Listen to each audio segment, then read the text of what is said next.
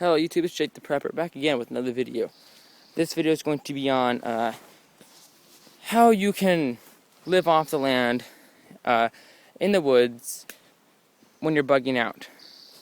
Now this is mainly for the people that don't, really live in wooded areas. They don't know much about survival and whatnot. Maybe you're new to prepping. So I'll just tell you what to do here. First of all, for food, that birdhouse right there, you can eat the eggs that are in it.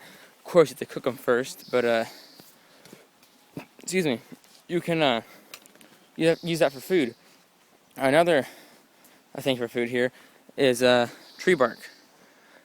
I have about a 4-inch slab of tree bark there, and that is about 80% of your daily valued vitamin C. The Indians that lived on the tundra, people do not know how they survived. Well, in fact, the fact is that the way that they survived is because they ate tree bark. Very high in vitamin C, very high. Another thing here for food, or nutrition or whatever, is pine needle tea. What you can do is, you're going to want to take all the pine needles off here. Yeah. Now you need like a whole handful, not just a few. But you can crinkle them up, put them in a cup of water, and you have pine needle tea. And that is an excellent source of vitamin C, about twice the amount as tree bark. Now, you don't want tree bark like this.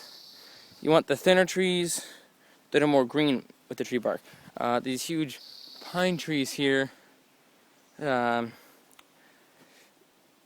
really, the bark won't taste very good. Now, the inner bark, yes, but that's about it. You can also use moss as a antibiotic ointment. Well, it's not ointment, but medicine. You can put it on you to disinfect maybe a cut. Just keep the infection from spreading. You can dead wood. You can use this as fuel for a fire. Even if it's wet, it'll still burn. So yeah, remember that if it's wet, it'll burn. Just for your fuel for your fire. Now this here, these ferns, make sure they have the little spots on them on the bottom of the leaves or whatever you want to call them. These are edible. You can eat these. It has the same nutritional value as, just about the same nutritional value as cabbage. So you can use that for food. Let's see, what else is there? Oh, of course, the trail I'm on. Now, this is not a man-made trail. This is a natural trail. I've seen many deer use this trail. From when I was up there on that ridge, up along there, I've seen many deer on this trail. I've seen as many as 6 at a time. So, you kill one of those guys if you're out there bugging out. A full-grown doe, which, if you don't know what a doe is, it is a female deer, can feed a family of 5 for 3 weeks. 3 meals a day. So, yeah. What else is there? I mean, you can build shelters out of pretty much everything. Here. Just find right here, I can make a shelter out of this. Just put some long branches across here, make a shelter out of that. Oh, one thing that you do not want to do, around here there are coyotes.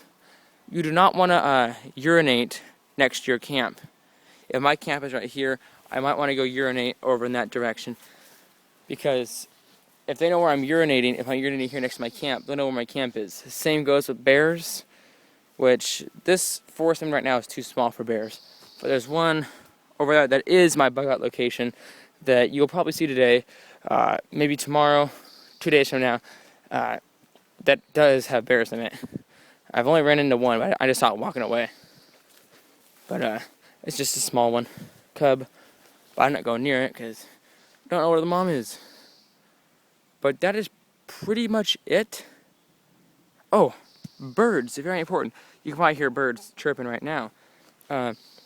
Birds can be used as an early warning system, you could say. If they start chirping really quickly and really loudly, that means that there is either an animal or a person in their presence near them that is threatening. They can tell that it is threatening by the body language, the way that it moves, the way that it breathes, if it's full of anger. Now, if it's not full of anger like me right now, it's not chirping very loud. I mean, it's right up in that tree. So I'm not angry, so it's not chirping very loud. But when it starts chirping like 1, 2, 3, 4, 5, 6, 7, 8, 9, 10, really quickly, really loudly, that is when there is a threat in their presence. That's really about it. This has all been within 30 feet. There's that bird's nest right there. Right there. And there's that dead tree stump right here. That is about 20 to 30 feet. So imagine with all this how much you could drive off of. Just imagine that. Oh, and there's also berries that you can eat too. Raspberries, blackberries. Now, I don't know where you live. I live in the northern part of Oregon, about 30 miles away from the city of Portland. So, Washington, California is about the same environment as mine.